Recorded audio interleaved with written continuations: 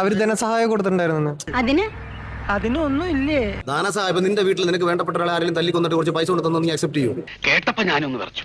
എന്ത് മര്യാദ വർത്താനം പറയുന്നത്? പറഞ്ഞാല് ഇത്തിരി കട്ടി കൂടുതലില്ലേ സാർ? എന്റെ അച്ഛനെ ആരെങ്കിലും ഒരു കാലത്ത് ഇല്ലാതാക്കിയതിനു ശേഷം എനിക്ക് കുറച്ച് അത് പബ്ലിസിറ്റിക്ക് വേണ്ടി ചെയ്തതാണ്. അങ്ങനെയാണെന്നുണ്ടെങ്കിൽ അല്ല, അവര് അത് പബ്ലിസിറ്റിക്ക് വേണ്ടി ആയിരിക്കാനാ? അല്ല ആരാ പൈസ കൊടുത്ത് സഹായിക്കുന്നത് തെറ്റല്ല. കടവാവല്ലവൻ കാലേ തൂങ്ങി ആടാൻ പഠിപ്പിക്കുന്നേ. അതല്ല ഞാൻ പറഞ്ഞത്. എടോ, എന്തെങ്കിലും ഒന്ന് തീരുമാനിക്കും. രാഹുൽ ഈശ്വർ പറഞ്ഞ വീഡിയോക്ക് 1.5 ലക്ഷം ലൈക്കും കണ്ട് ഞാൻ കണ്ടു. ഓ, അപ്പൊ അതാണ് കാര്യം അല്ലേ? ദീപകിന്റെ മരണത്തെ വിറ്റ് വേണമെങ്കിൽ എനിക്കും കാശാക്കി നാവെടുത്ത കള്ളത്തരെ പറയൂ. ഞാൻ മിണ്ടാതിരുന്നതിന്റെ കാരണം ആ കുടുംബത്തിനാണ് നഷ്ടം സംഭവിച്ചത്. വീണടുത്ത് കിടന്ന് ഉരുളരുത്. ഞാൻ എന്താണോ ഇപ്പൊ കേട്ടത്? ക്ഷമിക്കണം, ഞാൻ അറിയാതെ. അറിയാതെയോ? ഞാൻ ഇവിടെ ദീപക് എന്ന് പറയുന്ന മനുഷ്യന് വേണ്ടിയിട്ട് വാതോരാതെ സംസാരിച്ചിട്ട് 4 ദിവസം കഴിയുമ്പോഴത്തേക്ക് പിടിച്ചു, നീ കള്ളം പറയൊന്നും വേണ്ട. ഈ സോഷ്യൽ മീഡിയ വഴി യൂട്യൂബ് വഴി കിട്ടുന്ന കാശ് കഴിഞ്ഞതിന് ശേഷം ആ കുടുംബത്തിന്റെ നഷ്ടം ആര് നിർത്തി കൊടുക്കും?